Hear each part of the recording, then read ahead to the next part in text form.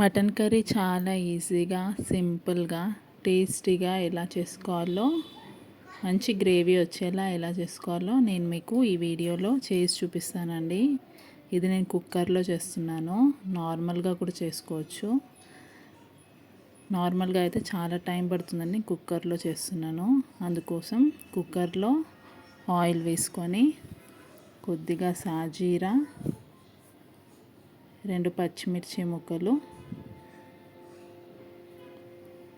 కొద్దిగా బిర్యానీ ఆకు వేసుకొని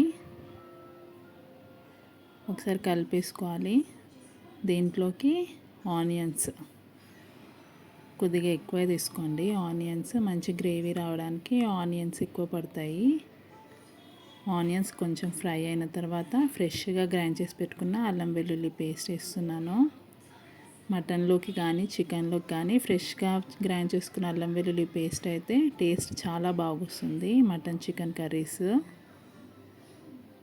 అల్లం వెల్లుల్లి పేస్ట్ పచ్చివాసన పోయే వరకు ఫ్రై చేసుకున్నాక తర్వాత అందులోకి పసుపు,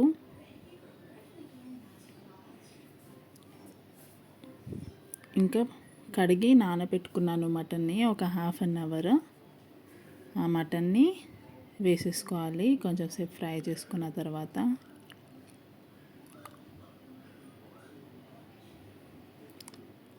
మటన్ వేసుకొని ఒకసారి కలుపుకొని అందులోకి గుప్పెడంతా పుదీనా ఆకుల్ని కూడా వేసుకొని మళ్ళీ ఒకసారి కలిపేసుకొని కుక్కర్ని 2 విజిల్స్ వచ్చే వరకు ఉడికించుకోవాలి.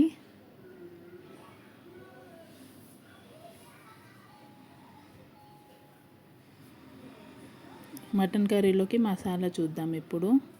ఇది అల్లం వెల్లుల్లి పేస్ట్ గ్రైండ్ చేసుకున్న మిక్సీ జార్లోనే కొబ్బరి వేస్తున్నాను.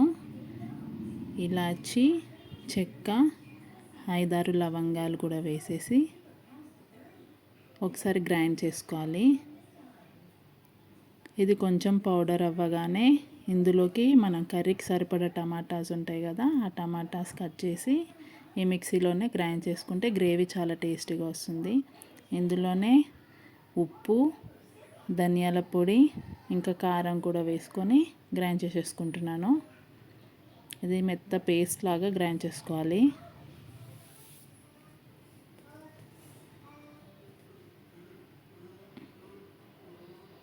టూ విజిల్స్ తర్వాత మటన్ చాలా బాగా ఉడికిపోతుందండి. ఇప్పుడు గ్రైండ్ చేసి పెట్టుకున్న మసాలా పేస్ట్ ఉంటుంది కదా, అది వేసుకొని కలిపేసుకొని గ్రేవీకి సరిపడా వాటర్ కూడా వేసుకొని కుక్కర్ని ఒకసారి క్లోజ్ చేసుకొని మళ్ళీ ఒక విజిల్ వచ్చే వరకు కుక్ చేసుకోవాలి.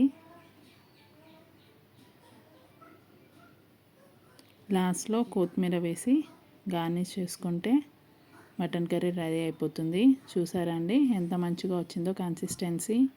ఇది వైట్ రైస్లోకి కానీ బగారా రైస్లోకి కానీ చాలా టేస్టీగా ఉంటుంది. ఒకసారి ట్రై చేసి చూడండి. గ్రేవీ కూడా చాలా టేస్టీగా ఉంటుంది.